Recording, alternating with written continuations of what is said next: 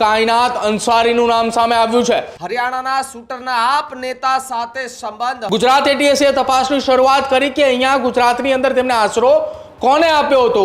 આમ આદમી પાર્ટીની ચેમ્બરમાં બંધ દરવાજે ગેંગસ્ટર સાથે કયા પ્રકારનું સેલિબ્રેશન કરવામાં આવી રહ્યું હતું।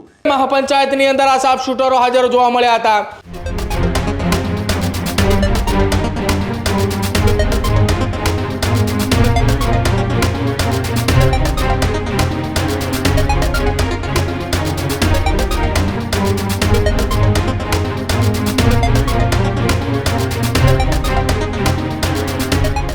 નમસ્કાર, આપ જોઈ રહ્યા છો ન્યૂઝ રૂમ ગુજરાત અને આપની સાથે હું છું ભાવિક। મહત્વપૂર્ણ સમાચારો પર નજર કરીએ તો કચ્છથી સામે આવી રહ્યા છે કે જ્યાં કચ્છમાં આમ આદમી પાર્ટીની એક સભા જે છે તે યોજવામાં આવી હતી અને સભાના અમુક વિડીયો અને ફોટા જે છે તે વાયરલ થતા ચર્ચાનો વિષય બન્યો છે।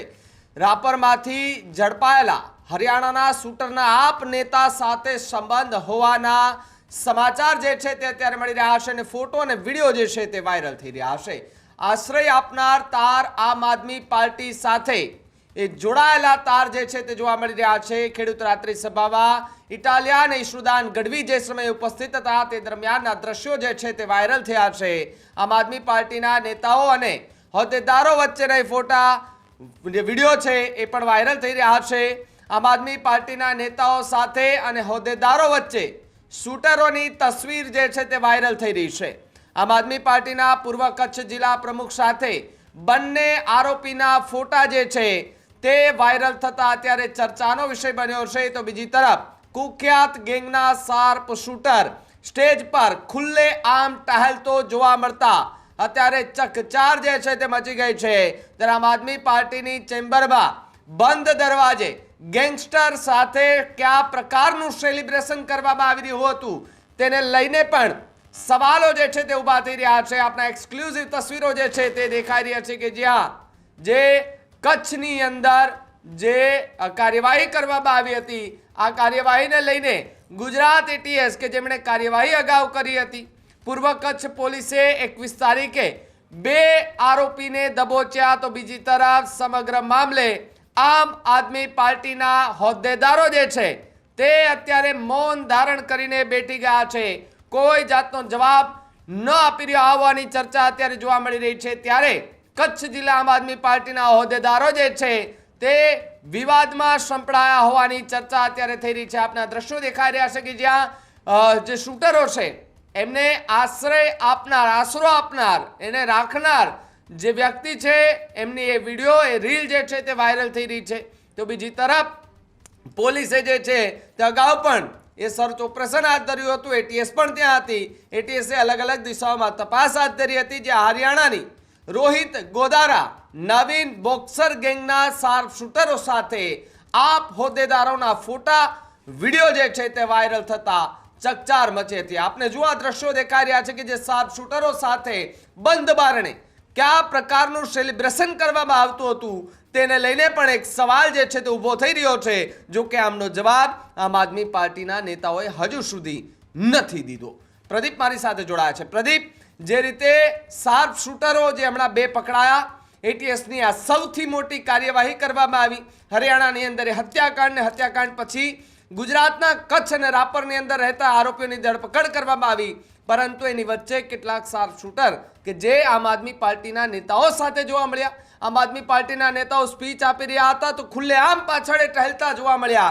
આ વચ્ચે આમ આદમી પાર્ટીના કેટલાય નેતાઓ કે જે મૌન ધારણ કરીને બેઠી ગયા છે। બિલકુલ ભાવિક, 21 તારીખના રોજ હરિયાણાની અંદર ભિવાની કોર્ટ પરિસરની અંદર એક હત્યાના આરોપીએ 21 ડિસેમ્બરના રોજ ગુજરાત એટીએસ દ્વારા કચ્છના રાપર વિસ્તારના રહેણાંક વિસ્તારની અંદરથી 2 આરોપી ઝડપી પાડ્યા હતા। બંને આરોપી શાર્પ શૂટર હતા। આ બંને આરોપીઓએ નવેમ્બર માસની અંદર હરિયાણાના ભિવાની કોર્ટની અંદર કોર્ટ પરિસરમાં જ એક વ્યક્તિની પોઈન્ટ રેન્જ બ્લેન્કથી ગોળી મારી અને હત્યા કરી હોવાની વાત સામે આવી હતી। એ કેસમાં બંને આરોપીઓ ફરાર હતા અને બંને ફરાર આરોપીઓની શોધખોળ કરતા ગુજરાત એટીએસ પાસે પણ તેની તસવીરો આવી હતી। એટીએસની એક બાતમી મળી હતી કે આ જે હરિયાણાની અંદર કોર્ટ પરિસરમાંથી જેમની શૂટઆઉટથી હત્યા કરી છે એ આરોપીઓએ કચ્છના રાપર વિસ્તારના રહેણાંક વિસ્તારની અંદર રહી રહ્યા છે। એટીએસ ત્યાં પણ ગઈ, ત્યાં પૂછપરછ કરી. શરૂઆતના તબક્કાની અંદર પ્રાથમિક માહિતી મેળવી અને જેવી એટીએસને ખાતરી થઈ કે ના આ એ બંને આરોપી છે કે જેને હરિયાણાની અંદર એ શાર્પ શૂટર કુખ્યાત ગેંગના માણસો છે કે જેમને આ પ્રકારની ઘટનાને અંજામ આપ્યો છે, આ એ જ આરોપી છે, એટલે તત્કાલ ધોરણે એટીએસે તેમની અટકાયત કરી. ત્યારબાદ હરિયાણા પોલીસને સોંપવા માટેની તૈયારીઓ તેમણે શરૂ કરી હતી. આરોપી હરિયાણા પોલીસને સોંપી પણ દેવામાં આવ્યા, પરંતુ એટીએસની તપાસ ત્યાં પૂર્ણ ન થઈ. ગુજરાત એટીએસે તપાસની શરૂઆત કરી કે અહીંયા ગુજરાતની અંદર તેમને આશરો કોને આપ્યો હતો. અને હવે એક ચોંકાવનારો ખુલાસો થયો છે. એક રાજકીય પાર્ટીનું નામ સામે આવ્યું છે અને એ જ રાજકીય પાર્ટીની અંદર નામ સામે આવ્યું છે પૂર્વ કચ્છ જિલ્લાના પ્રમુખ આમ આદમી પાર્ટીના કાયનાત અંસારીનું નામ સામે આવ્યું છે. આ નામ એટલા માટે સામે આવ્યું છે કેમ કે તેમની ઓફિસની અંદર એક સેલિબ્રેશન થાય છે, કે આ કેક કાપવામાં આવે છે, એવા પણ દ્રશ્યો સામે આવે છે.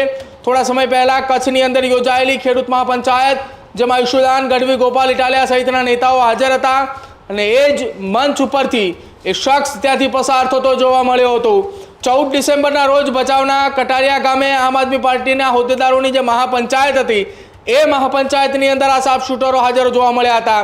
પછી આખી આ ઘટનાની અંદર પૂર્વ જિલ્લા કચ્છના આમ આદમી પાર્ટીના પ્રમુખ ડૉક્ટર કાયનાત અંસારી એ કુખ્યાત આરોપીઓને કેક ખવડાવતા હોવાના ફોટા વાયરલ થઈ રહ્યા છે.